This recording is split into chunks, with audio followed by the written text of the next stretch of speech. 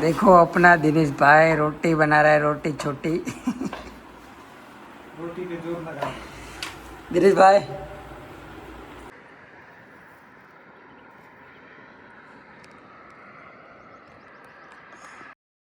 जय केदार, सुप्रभात मित्रों।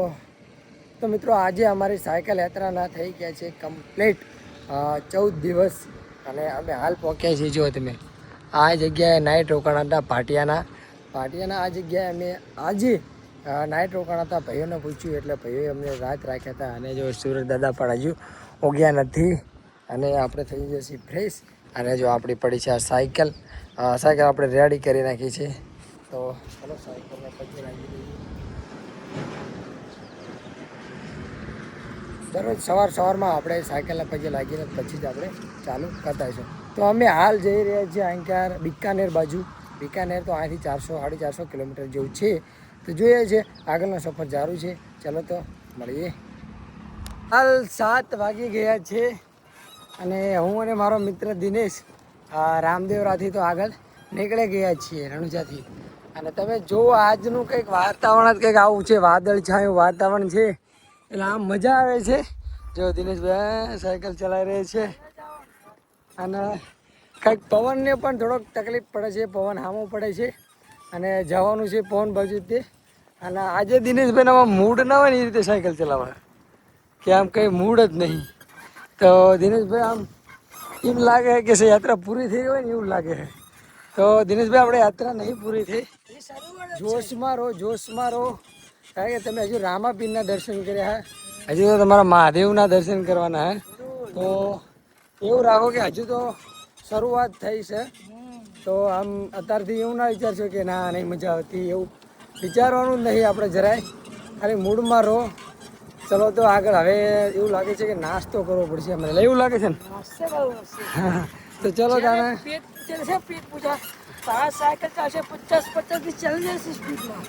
તો ચલો તાને આગળ હવે કંઈક સારી જગ્યા આવે અહીંયા કરી લઈએ નાસ્તો અને જોઈએ જેવી કંઈક જગ્યા આવે તો કરી લઈએ।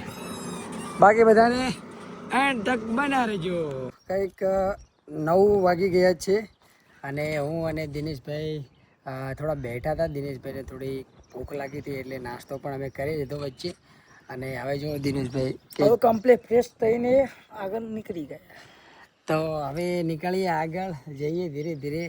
આ રસ્તો આમ રામાપીરના દર્શન કરીને આવ્યા થોડુંક આળસ જેવું લાગે, આમ એમ થાય કે થોડુંક હજુ રોકાણા હોત તો સારું, પણ સરસ અમે દર્શન કરી લીધા છે અને આ રસ્તા ઉપર કંઈ આવતું નથી। જોવો તમે સુમસાન રસ્તો છે, આમ ઓછું સાધનની દુકાનો પણ ઓછી આવે। જઈએ છીએ ધીરે ધીરે આગળ बढ़તા રહીએ છીએ। તો જો અમારી સાયકલ આ મારી સાયકલ છે, દિનેશભાઈની સાયકલ પડી છે। દિનેશભાઈ જો દિનેશભાઈનું મોઢું જો તો થઈ ગયો હવે થોડા ફ્રેશ થઈ ગયા એવું લાગે છે। હવે જોઈએ કેટલા કિલોમીટર સુધી દિનેશભાઈ સાયકલ ખેંચે છે। 9 તો વાગી રહ્યો છે। તો ચલો સમયની વાત કરીએ ને તો 1 વાગવા આવ્યો છે અને સવારથી કંઈ જ આજે નાસ્તો થોડોક કર્યો હતો અને પછી કંઈ ખાધું નહોતું એટલે દિનેશભાઈ કે ભૂખ લાગી ગઈ છે, નાસ્તો કરવો પડશે।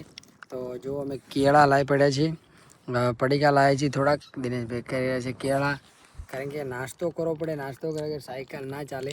અને કેળા સૌથી સારામાં સારા હું તો કહું છું, કેળાથી તમારું પેટ ભરી રહે અને હલ્દી ફૂલ કહેવાય।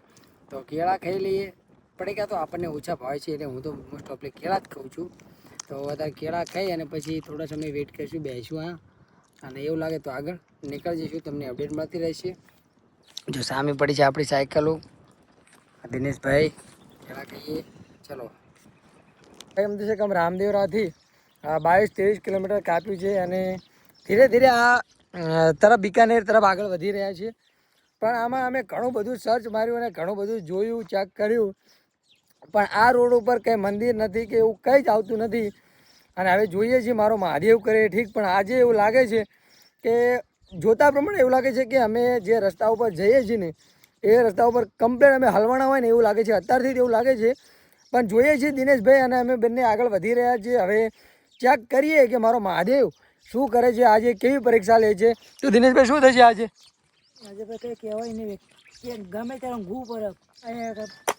ઓ બાપા, તો મિત્રો આજે એવું લાગે છે કે ખેતરમાં પણ જો બાય ચાન્સ અમારે ટેન્ટ લગાવવો પડે તો આજે અમે કેવું ટાઈમ મારશું કે સેફ જગ્યા હોય કંઈક, પેટ્રોલ પંપ આજુબાજુ પૂછીએ અને અમે એવી જગ્યા ગોતીશું કે જ્યાં અમને ત્યાં જ લગાવવામાં અને કોઈ ભય ના રહે એવી રીતે આજે અમે જગ્યા ગોતીશું. તો ચલો મારો મહાદેવ કરે ઠીક. આજે 4 વાગી ગયા છે અને અમે જઈ રહ્યા હતા બિકાનેર હાઈવે ઉપર. તો હાલ તો આ રસ્તો અત્યારે તો સુમસાન છે, પણ અમે જઈ રહ્યા હતા એટલે તમને તો ખબર જ છે આપણે જે પ્રાણી પક્ષી વચ્ચે કોઈ મરી ગયું હોય તો એની વિધિ કરાવતા જઈએ છીએ. તો અત્યારે અમને આપણો ચક્કો કહે ને ચક્કો તો જો તમને ચક્કો મળે છે અહીંયા.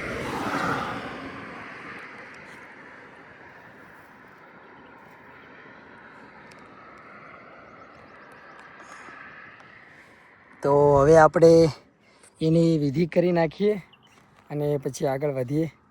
શું છે કે અમે પંચાયત આગળ શું કરીએ છીએ તો ખાઈને મિત્રો પંચાયતે અમને રહેવાની જગ્યા મળી જાય છે અને અમે હાલ હવે જઈ રહ્યા છીએ કપડાં ધોઈ અને અમારે આજની નાઈટ અહીંયા જ રોકાવાનું છે.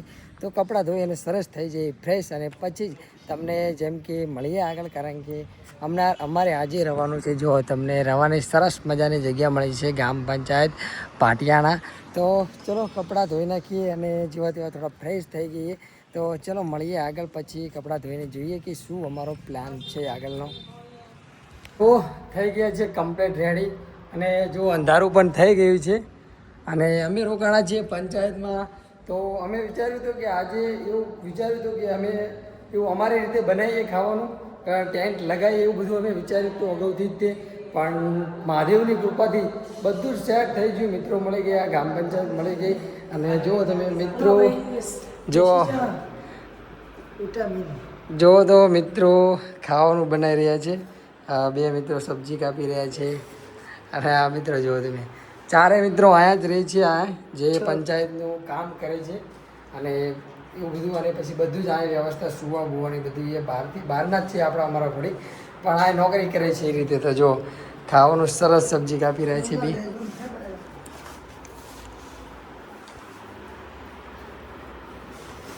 તો બસ મિત્રો જેમ તમને હજુ અમે આ કેવું બનાવે છે, કેવો સ્વાદ આવે છે બધું જ તમને બતાવશું, કારણ કે આજે મિત્રો રાંધી રહ્યા છે એટલે આજે અમને કંઈક મજા જ અલગ આવશે. તો ચલો બન્યા રહેજો એમ. ચલો મિત્રો, તાણે અમારા ભાઈઓ તમે જોઈ શકો છો શું કરી રહ્યા છે. જો એક ભાઈ રોટી બનાવે છે, જો આ ગુલ્લો, એક ભાઈ રોટી શેકે છે. મિત્ર યાર જો રોટી જો તમે તો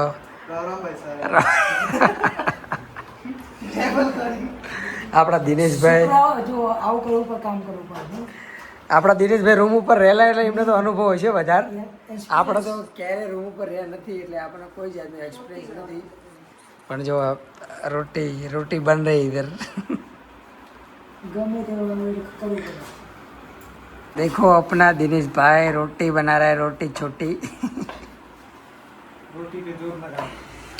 दिनेश भाई बनाओ, जल्दी बनाओ, खाना है.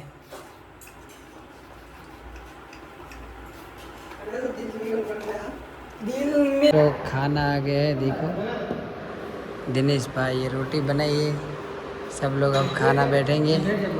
तो देखो सब लोग खाना खाएंगे अब साथ में मिलके.